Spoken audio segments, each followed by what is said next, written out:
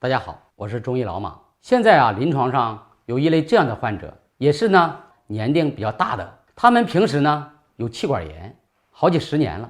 慢慢你就看这个人他的胸廓变得前后一边粗了，形成了他的肺胀胸廓增大。另一方面，他平时一遇到冷就会出现面目浮肿，而且呼吸困难，同时还会产生胸闷、气短，有时候呼吸还急促。在这些症状的基础上就会表现出咳嗽、喘，而他的舌也是淡的，苔是白的。脉一般表现出就是又细又弱。这类的患者其实就叫慢阻肺的患者。慢阻肺是个什么概念呢？就是慢性阻塞性肺气肿。肺气肿怎么来的呢？我通过一个患者给大家讲讲这个慢阻肺我们的治疗和日常的调养。这个患者是一个75岁的男性患者，他是一个矿工。因为大家都知道，在矿上他下井的时候，原来的劳保比较差，就引起了吸肺病。吸肺就是一些粉尘进入了我们的细胞，就形成了慢性的支气管炎，还有粉尘沉积在我们的肺泡的表面，就影响了我们肺泡的张力，慢慢的就形成了慢性阻塞性肺气肿。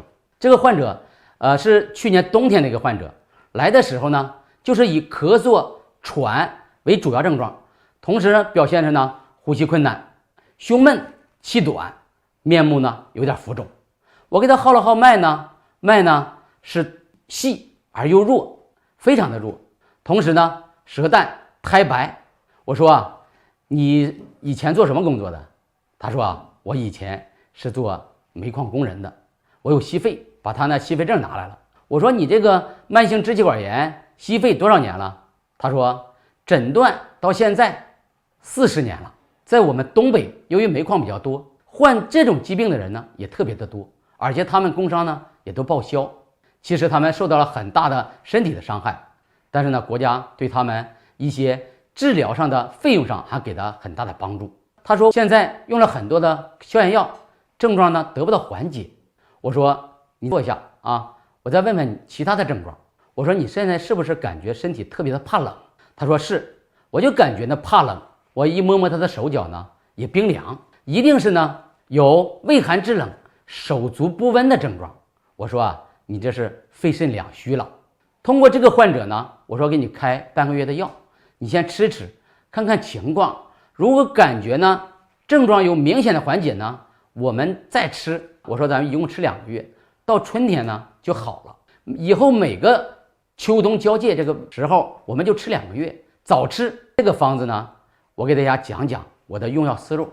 第一个就是用了蛤蚧这味药。蛤蚧是一种动物有情之品，更能够起到速效的作用。它的作用就是补肺益肾，同时补益精血，还能够止咳以平喘。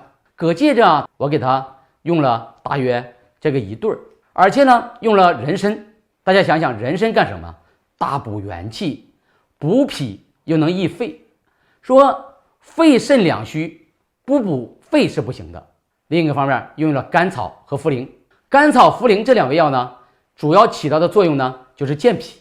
说以土生金，补脾土以生肺金嘛。说肺气靠何而来呢？一个是上天受的清气，一个就是我们脾土所生的脾气来充养我们的肺气。同时又加了2味药，杏仁和贝母。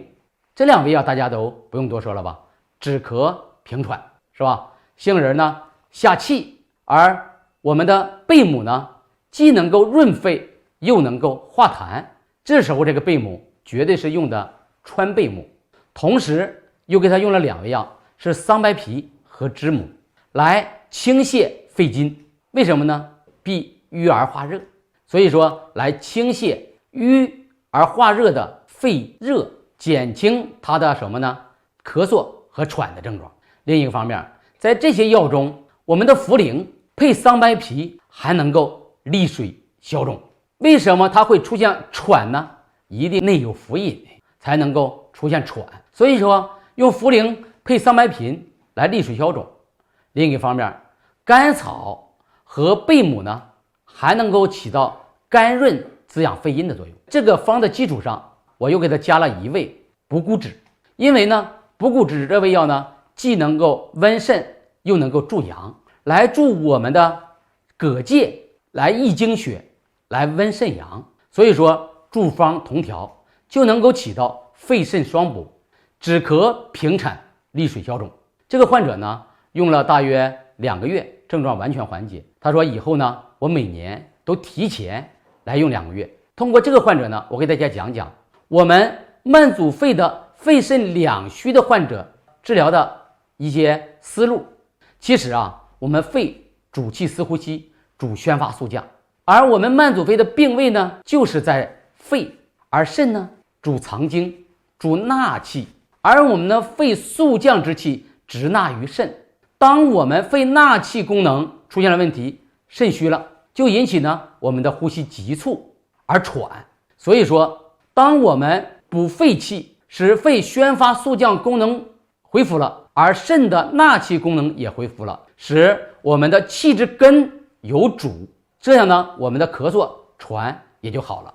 另一个方面，其实啊，肾主通调水道，肾主气化，属水液的排泄。